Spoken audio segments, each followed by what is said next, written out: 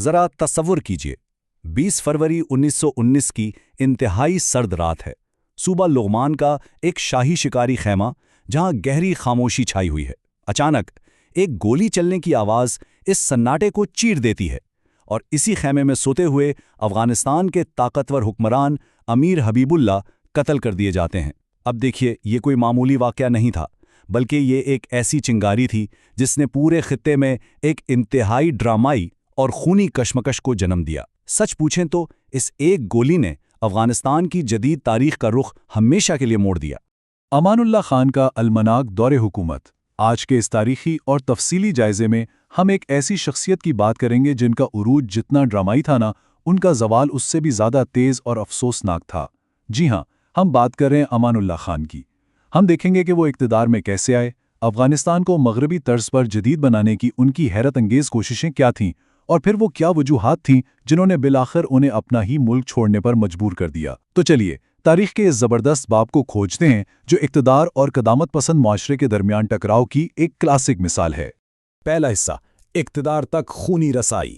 اب ہوا کچھ یوں کہ امیر حبیب اللہ کے پراسرار قتل کے فوراً بعد کابل میں قیادت کا ایک بہت بڑا خلا پیدا ہو گیا۔ اب یہاں ان کے تیسرے بیٹے امان اللہ خان، جو اس وقت کابل کے گورنر تھے، بالکل صحیح جگہ پر موجود تھے، اور سب سے اہم بات، فوج کی ایک بڑی تعداد اور ریاستی شاہی خزانہ، یہ دونوں ان کے براہ راست کنٹرول میں تھے۔ یہ وہ نازک وقت تھا جب تخت کے کئی دعوے دار موجود تھے، لیکن امان اللہ خان نے موقع کی نزاکت کو سمجھا اور فوراً ایک بڑا قدم اٹھانے کا فیصلہ کیا۔ فروری 1919 میں امیر کے قتل سے لے کر مارچ تک کے واقعات بڑی تیزی سے پلٹے۔ اقتدار کی یہ جنگ حیرت انگیز تیزی سے لڑی گئی۔ ذرا اس ٹائم لائن پر غور کریں۔ قتل کے اگلے ہی دن یعنی 21 فروری کو امان اللہ کے چاچا نصر اللہ کو نیا امیر مقرر کر دیا گیا، لیکن امان اللہ خان خاموش بیٹھنے والوں میں سے نہیں تھے۔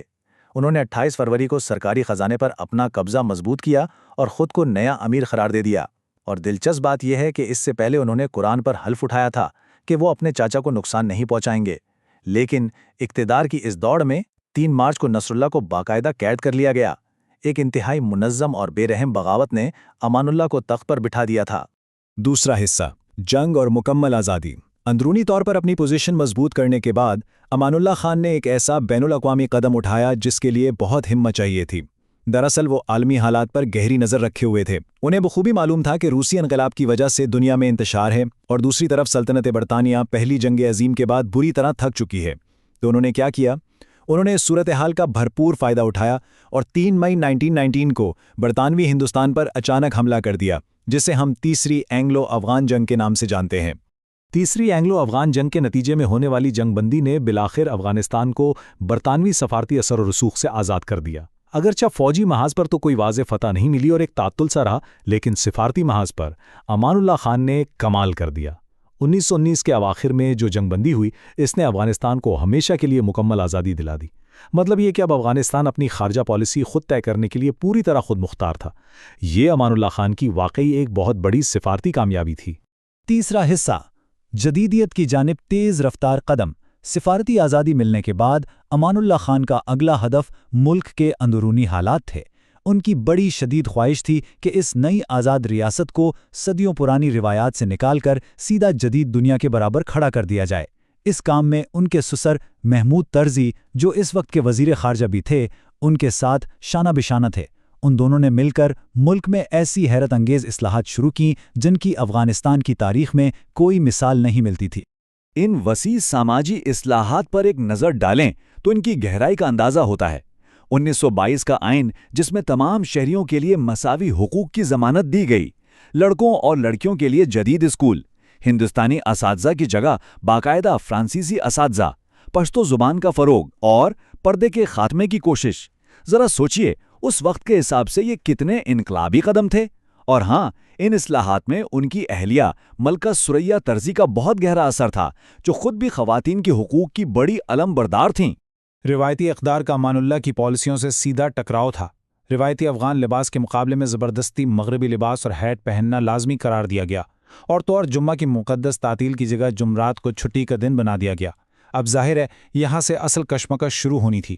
ایک طرف انتہائی قدامت پسند اسلامی اقدار تھیں اور دوسری طرف راتوں رات نافذ ہونے والے مغربی قوانین۔ یہ تبدیلیاں اتنی تیز تھیں کہ معاشرے کے ایک بڑے حصے، خاص طور پر دیہی علاقوں اور مذہبی رہنماؤں کے لیے انہیں برداشت کرنا قطعی طور پر ناممکن ہو رہا تھا۔ چوتھا حصہ، عظیم یورپی دورہ۔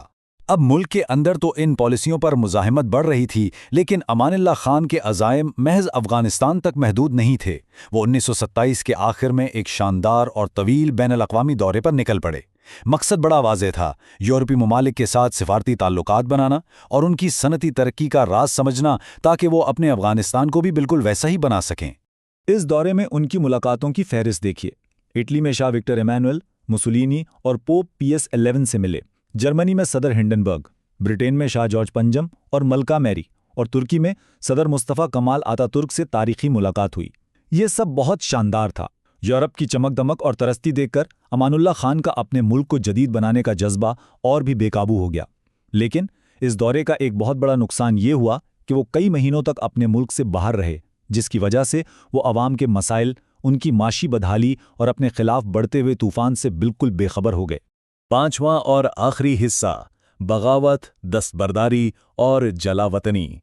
خیر، جب وہ اپنا یہ شاندار دورہ مکمل کر کے واپس آئے تو حالات پوری طرح ہاتھ سے نکل چکے تھے۔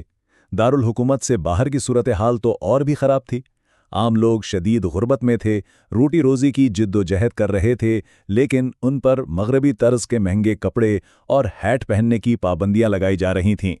اس شدید ثقافتی اور معاشی تضاد نے ناراض عوام اور مذہبی قدامت پسندوں کو ایک کر دیا، اور یوں ایک زبردست پرتشدد بغاوت کا آغاز ہوا۔ یہ ٹائم لائن دیکھیں کہ کیسے دسمبر 1928 میں حبیب اللہ کلکانی کابل پر حملہ کرتے ہیں، پھر 7 جنوری 1929 کو کابل پر قبضہ ہو جاتا ہے، 14 جنوری کو امان اللہ دستبردار ہو کر فرار ہوتے ہیں، اور 23 مئی 1929 کو انہیں حتمی شکست ہوتی ہے۔ اتنے طاقتور حکمران کا زوال کتنی تیزی سے ہوا ہے نا۔ حبیب اللہ کلکانی، جنہیں سکاوی بھی کہا جاتا تھا، انہوں نے ایسا بھرپور وار کیا کہ امان اللہ کی فوج ٹک نہ سکی۔ 14 جنوری کو وہ شخص جو کل تک اتنی مطلق طاقت رکھتا تھا، اپنا تخت چھوڑ کر بھاگنے پر مجبور ہو گیا۔ 30، جی ہاں 30۔ اس کے بعد کی ساری کہانی بس اسی ایک ہندسے کے گرد گھومتی ہے۔ امان اللہ خان نے اپنی زندگی کے بقیہ 30 سال مکمل گمنامی اور جلاوطنی میں گزارے، اٹلی اور پھر سوئٹزرلینڈ میں۔ ان کے حامیوں نے، اور یہاں تک کہ دوسری جنگ عظیم کے دوران نازی جرمنی نے بھی انہیں واپس لانے کی خفیہ کوششیں کیں، لیکن سب بے سود۔ وہ بادشاہ جو کبھی افغانستان کو یورپ بنانے کا خواب دیکھتا تھا، دوبارہ کبھی اپنے ملک کی مٹی نہ دیکھ سکا۔ ان کی عظمت سردی سے اپنے ہاتھ رگڑ رہے تھے۔ ملکہ ایک خستہ حال سنہری کرسی پر بیٹھی تھیں، جن پر منک کا کوٹ خوبصورتی سے ڈالا گیا تھا۔ یہ الفاظ ایک برطانوی انٹیلیجنس آفیسر کی رپورٹ کے ہیں۔ ذرا چشمے تصور سے دیکھیے، جلاوطنی کی یہ زندگی کتنی دردناک تھی۔ جو حکمران کچھ سال پہلے یورپ کے محلات میں ضیافتیں اڑا رہے تھے، اب جنگ کے بعد روم کی شدید سردی اور غربت میں زندگی کاٹ رہے تھے۔ ماضی کی وہ ساری شان و شوکت اور شاہی جاہو جلال اس ایک تلخ حقیقت کے سامنے ہمیشہ کے لیے دم توڑ چکا تھا۔ تو اس ساری ڈرامائی تاریخ سے آج ہم کیا سبق سیکھ سکتے ہیں؟ کیا امان اللہ خان کا المیہ واقعی یہ ظاہر کرتا ہے کہ انتہائی دور اندیش اصلاحات بھی ناکام ہو جاتی ہیں اگر وہ اس ثقافت کی رفتار سے آگے نکل جائیں جسے وہ تبدیل کرنا چاہتی ہیں؟ کیا جدیدیت کو زبردستی مسلط کیا جا سکتا ہے؟ امان اللہ خان کی کہانی ایک انتہائی تلخ یاد دہانی ہے کہ جب ترقی اور اصلاحات کی رفتار معاشرے کی برداشت سے کہیں آگے نکل جائے تو نتائج معاشرے اور حکمران دونوں کے لیے کتنے تباہ کن ہو سکتے ہیں۔ یہ تاریخ کا وہ گہرا سبق ہے جس پر سچ پوچھیے تو آج کے تیزی سے بدلتے ہوئے دور میں بھی غور کرنا نہایت ضروری ہے۔